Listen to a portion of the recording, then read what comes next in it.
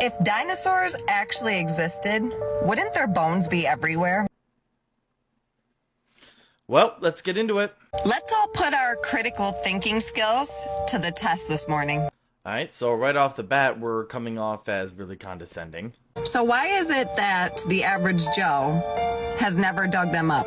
Why haven't you or I or anyone we know ever found a bone? They do. It happens all the time. One that I can think of that's really recent was last month. A retired chicken farmer in Australia purchased a large stone slab for a retaining wall, and as he was washing the slab down, he found that it had a fossil from a 240 million year old amphibian.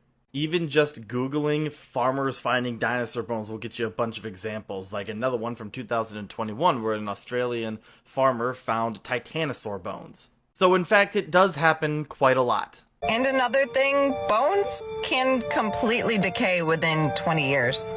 Yeah, they do decay that at that speed. But these people are finding fossils that are intact Yeah, they do find fossils that are completely intact.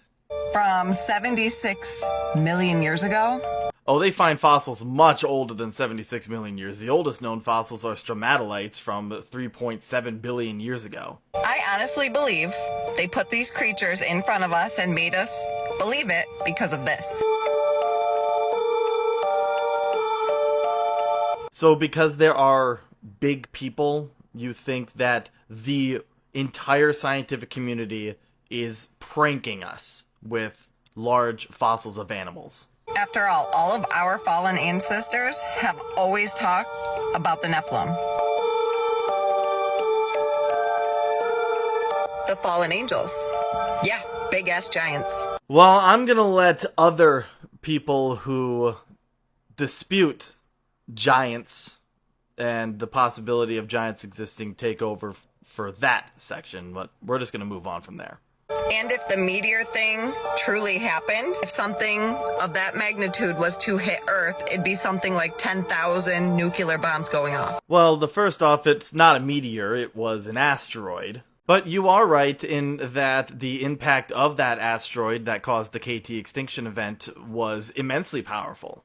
Now, before we go further, I'm just going to straight out tell you that we have the crater. It's called the Chicxulub crater that dates back to the exact point of the asteroid hypothesis. And the scientists that study this type of stuff believe that the asteroid produced about 100 million megatons of energy. So doing the math on that on your own time, because I'm not going to do it because I just don't want to, but yeah, very powerful. How didn't everything get obliterated? There wouldn't be anything left, let alone bones. In the immediate area around the impact, absolutely.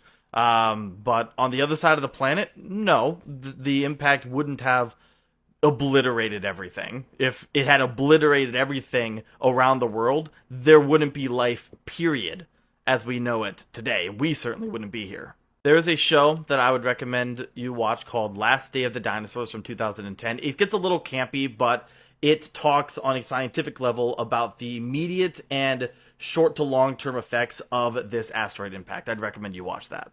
It's easy to connect the dots once your eyes are open. Judging by what you said earlier, I can guess where this is going. It's just another thing they made up to keep us from the truth. Truth is, giants existed. Sure, giant animals existed. Dinosaurs, mammoths, Paraceratherium, a giant rhino, ancient whales.